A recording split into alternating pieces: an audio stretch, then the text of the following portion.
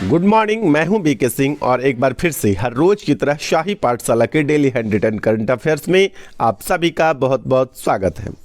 आज है 3 मार्च और 3 मार्च 2022 से रिलेटेड जितने भी इम्पोर्टेंट करंट अफेयर्स बनते हैं सब के सब मैं आपके साथ डिस्कस करने वाला हूं। आज का हमारा पेज संख्या है 79 और 79 के बाद कल हो जाएगा हमारा 80। तो 72 से लेकर के 80 तक का जो पेज है, इस 8 पेज का पीडीएफ जो है आपको कल प्रोवाइड करा दिया जाएगा। आप इस वन लाइनर करंट अफेयर्स के पीडीएफ को डाउनलोड करना बिल्कुल ना भूलें, क्योंकि ये रिवीजन की दृष्टिकोण से आपके लिए बहुत बहुत इम्पॉर्टेंट होता है। और भी मैं एक जानकारी छोटी सी दे देता हूँ। मैं जो आपके लिए करंट अफेयर्स लाता हूँ, यदि आप और कोई करंट अफेयर्स का चैनल देखते हैं तो निश्चित रूप से आप मेरा भी देखा करिए, नियमित रूप से देखा करिए। इससे क्या होगा कि शाही पाठशाला के माध्यम से जो करंट अफेयर्स आपको दिया जाता है ये आपको अन्य किसी भी करंट अफेयर्स से पहले आता है। यानी जो मैं आज इसमें बताऊंगा वो आप किसी न किसी अन्य चैनल में दूसरे या तीसरे दिन, चौथे दिन, 5वें दिन तक देखते रहिएगा। इसलिए आप यदि शाही पाठशाला पर नियमित रूप से बने रहते हैं तो अन्य चैनल को देखने के बाद आपका रिवीजन होता चला जाएगा। तो आइए आज शुरू करते हैं। पहला है, नदियों के लिए नाइट नेविगेशन मोबाइल ऐप जो है लॉन्च करने वाला भारत का पहला राज्य कौन है? तो नदियों के लिए जो है नाइट नेविगेशन मोबाइल ऐप को लॉन्च करने वाला भारत का पहला राज्य असम है। असम के बारे में नीचे एक जानकारी और हम लोग पढ़ेंगे, वो है कि आफस्पा को 6 महीना के लिए क्या है कि असम ने उसको मंजूरी दे दी है। तो आगे देखेंगे कि आफस्पा है क्या और इसमें लागू हो जाने के बाद क्या क्या होता है। चलिए नेक्स्ट है, अमेरिकी सहयोग परियोजना क्या नाम है? मिलेनियम चैलेंज कॉरपोरेशन MCC को किस देश की संसद में बहुमत के साथ पारित कर दिया गया है? तो ये नेपाल की संसद में जो है बहुमत के साथ पारित कर दिया है। कौन सी योजना है? मिलेनियम चैलेंज कॉरपोरेशन MCC है और ये अमेरिकी सहयोग से ये योजना जो है वहाँ पर लाई गई थी। एक्चुअली है क्या कि नेपाल में चीन का दबदबा बढ़ रहा था। इसके मद्देनज़र, इसको ध्यान में रखते हुए अमेरिका ने इस योजना को नेपाली संसद से पारित करने को प्रस्ताव भेजा था और अब ये प्रस्ताव जो है नेपाल के संसद में बहुमत के साथ पारित हो चुका है। तो यहाँ पर चीन ने आपत्ति जताई है अमेरिका से। तो ये मामला था जिस कारण से ये चर्चा में था, इसको मैंने शामिल किया है। इसको फिर से सुन लीजिए कि मिलेनियम चैलेंज कॉरपोरेशन MCC को किस देश ने? नेपाल ने जो है संसद में बहुमत के साथ इसको पारित कर दिया है। अब आइए नेक्स्ट है, राष्ट्रपति रामनाथ कोविंद ने आयुर्वेदिक पौधों, जड़ी बूटियों के महत्व को संरक्षित करने के लिए आरोग्य वनम का उद्घाटन किया है। तो यहाँ पर ये ध्यान रखने के लिए बात है कि आयुर्वेदिक पौधों, जड़ी बूटियों के महत्व को संरक्षित करने के लिए आरोग्य वनम का उद्घाटन किया है। और यह उद्घाटन किसने किया है? हमारे राष्ट्रपति रामनाथ कोविंद ने की है। एक प्रश्न यहाँ पर बनता है कि आरोग्य वनम का जो उद्घाटन है ये कहाँ किया है? तो ये उद्घाटन जो है कि दिल्ली में किया गया है। राष्ट्रपति भवन से ही ये उद्घाटन किया गया वर्चुअली। तो ये ध्यान रखिएगा कि आरोग्य वनम का उद्घाटन किया गया है। इसमें कम से कम 215 जड़ी बूटियों का जो है को यहाँ पर तैयार किया जाएगा आरोग्य वनम में।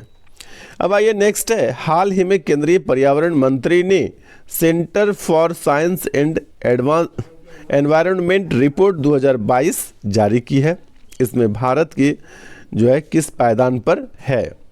तो यहाँ पर आपको बताना है कि भारत जो है कौन से पायदान पर है। तो मैं यहाँ पर बता दूँ आपको कि 3 स्थान पीछे खिसक कर सतत विकास की श्रेणी में यह पहले 137 हुआ करता था और इस बार आप देख रहे हैं यहाँ पर कितना हो गया है?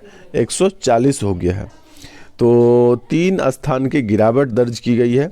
इसको फिर से आप समझिए, हाल ही में केंद्रीय पर्यावरण मंत्री ने centre for science and environment report 2022 जारी की है। Centre for science and environment report, इसमें भारत जो है 140वें पायदान पर है। अब आइए नेक्स्ट है, 31वें एशियाई खेल का आयोजन किस देश में किया जाएगा? तो 31वें एशियाई खेल का आयोजन जो है यह वियतनाम में किया जाएगा, वियतनाम में। ठीक है, तो ये याद रखिएगा। और 31वें दक्षिण एशियाई खेल जो है इसका शुभंकर क्या है, तो ये इसका शुभंकर है शाओ ला। ठीक है, 31वें दक्षिण एशियाई खेल का आयोजन कहाँ पर होगा, वियतनाम में। और 31वें एशियाई खेल का शुभंकर क्या है, साओ ला। ये दोनों बात आप याद रखिएगा। अब आइए नेक्स्ट है, तमिलनाडु के मुख्यमंत्री MK स्टालिन की आत्मकथा, क्या नाम है, उंगलिल ओरुवन। ठीक है, उंगलिल ओरुवन। उंगलिल ओरुवन का जो उंगलिल ओरुवन पुस्तक जो है इसका विमोचन किसने किया है, तो ये राहुल गांधी ने जो है इसका विमोचन किया है, कांग्रेस के अध्यक्ष है वर्तमान में। तो इन्होंने ही जो है कि तमिलनाडु के मुख्यमंत्री MK स्टालिन की आत्मकथा लिखी हुई है उंगलिल ओरुवन, और इस पुस्तक का विमोचन जो है कांग्रेस प्रमुख राहुल गांधी ने किया है। अब आइए अगला नेक्स्ट है, भारत के किस हवाई अड्डे को पावर पॉजिटिव एयरपोर्ट का दर्जा मिलने वाला है। तो यहाँ पर कोचीन अंतर्राष्ट्रीय हवाई अड्डा को जो है पावर पॉजिटिव एयरपोर्ट का दर्जा मिलने वाला है। तो यहाँ पर आपके लिए बहुत इंपॉर्टेंट हो जाता है कि पावर पॉजिटिव एयरपोर्ट का दर्जा किस अंतर्राष्ट्रीय हवाई अड्डा को मिलेगा, तो ये है कोचीन अंतर्राष्ट्रीय हवाई अड्डा, पावर पॉजिटिव। आइए अब नेक्स्ट है, ISSF विश्व कप में पुरुषों की 10 मीटर एयर पिस्टल, ये आपको बहुत इंपॉर्टेंट हो जाता है, ये ध्यान रखिएगा कि पुरुषों की कितने मीटर में, 10 मीटर एयर पिस्टल स्पर्धा में किस भारतीय खिलाड़ी को स्वर्ण पदक मिला है, यानी जीत लिया है। तो यहाँ पर क्या नाम है, सौरभ चौधरी ने जो है ये कप जीत लिया है। ISSF विश्व कप में पुरुषों की 10 मीटर एयर पिस्टल स्पर्धा में सौरभ चौधरी ने स्वर्ण पदक जीता है। अब आइए नेक्स्ट है, किस राज्य सरकार ने पूरे राज्य को 6 महीने तक के लिए अशांत क्षेत्र घोषित किया है। इसी की मैं बात कर रहा था, आफस्पा की। तो असम ने किया है कि अपने राज्य को, पूरे राज्य को 6 महीने तक के लिए अशांत क्षेत्र घोषित कर दिया है।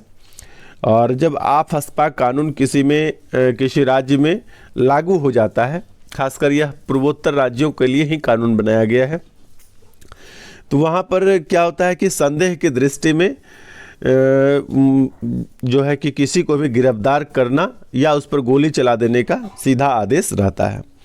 तो ये आफस्पा बहुत भयानक कानून है। जब हम लोग BPSC मेंस की तैयारी करेंगे तो वहाँ आफस्पा के बारे में एक हम लोग नोट्स तैयार करेंगे, उसके बारे में विशेष रूप से जानेंगे। जितने भी लोग आप लोगों में से BPSC की तैयारी करते हैं वह प्री के बाद, यानी जब आपका प्रीलिम्स हो जाएगा तो प्रीलिम्स के बाद जो है खास करके आपका स्टैटिक्स के लिए, और स्टैटिक के बाद मेंस के भी बहुत सेक्शन, जैसे आपका हिस्ट्री तो सिंपल होता है सबके लिए, और CA जो होगा आपका खास करके करंट अफेयर्स का टॉपिक जो उसमें इंटरनेशनल रिलेशनशिप वगैरह सब होता है, उस पर मैं बहुत डिटेल कुछ बताने वाला हूँ आप लोगों को। मेरा एक प्रोग्राम है इधर, एक्चुअली हम लोग अपने गांव में ही एक संस्था है हमारा, वसंत उत्सव समिति, और उस संस्था के माध्यम से हम लोग एक प्रतियोगिता का आयोजन करते हैं। प्रतियोगिता जो है वो जिला स्तर पर है, तो इस प्रतियोगिता में हमें बहुत समय देना पड़ता है, इसलिए कुछ कम समय दे पा रहा हूँ अपने चैनल पर। और जैसे ही हमारा वह प्रतियोगिता 14 मार्च को ये आयोजित होने वाला है, हमारा ये प्रतियोगिता जैसे ही समाप्त होता है, हम आप लोगों के लिए बहुत कुछ लेकर आएंगे। तब हम अपने एग्ज़ाम 67वें BPSC प्री के लिए बहुत नज़दीक भी होगा, और वहाँ पर मैं आपको बहुत ढेर सारा चीज़ बताऊंगा। नियमित रूप से आप शाही पाठशाला के साथ बने रहिए। आइए कुछ क्वेश्चन को और बचा हुआ उसको देख लेते हैं। अब आइए नेक्स्ट है, अंतर्राष्ट्रीय महिला दिवस के अवसर पर पटना हेल्थ वर्कर किस हेल्थ वर्कर को केंद्रीय स्वास्थ्य व परिवार कल्याण मंत्री के द्वारा सम्मानित किया जाएगा। तो ये 2 लड़कियां हैं, माया और वंदना, इन दोनों को सम्मानित किया जाएगा। BPSC के लिहाज से जब कभी भी 2 नाम आपके सामने आए तो आप विशेष करके इसको याद रखिए, क्योंकि 5th ऑप्शन जो है ना आपको इन्हीं प्रकार के प्रश्नों के लिए दिया जाता है, और आप परेशान भी होते हैं, गलत भी करते हैं। इसलिए माया और वंदना 2 नाम आप अच्छे से याद रखिएगा। क्या मिलने वाला है इन दोनों को, तो अंतर्राष्ट्रीय महिला दिवस किस दिन मनाते हैं? 8 मार्च को आप मनाते हैं अंतर्राष्ट्रीय महिला दिवस। तो 8 मार्च को जो है पटना के हेल्थ वर्कर क्या नाम है, माया और वंदना को केंद्रीय स्वास्थ्य व परिवार कल्याण मंत्री के द्वारा इन दोनों को सम्मानित किया जाएगा, माया और वंदना। और यह भी याद रखिएगा कि 8 मार्च को अंतर्राष्ट्रीय महिला दिवस मनाते हैं। अब आइए आज के दौर में हम लोग का अंतिम प्रश्न है, कला संस्कृति युवा विभाग बिहार सरकार के द्वारा किस जिला में सीके नायडू अंडर 19 क्रिकेट प्रतियोगिता का आयोजन किया जा रहा है? तो ये हो गया आपका नालंदा जिला में इस सीके नायडू अंडर 19 क्रिकेट जो है प्रतियोगिता का आयोजन हो रहा है। तो ये नालंदा जिला को भी आप बिल्कुल भी नहीं भूलेंगे। सीके नायडू जो है यह राष्ट्रीय स्तर का अंडर 19 क्रिकेट प्रतियोगिता है, तो ये हमारे बिहार के नालंदा जिला में आयोजित हो रहा है। बने रहिए शाही पाठशाला के साथ नियमित रूप से। आज के लिए इतना ही, धन्यवाद।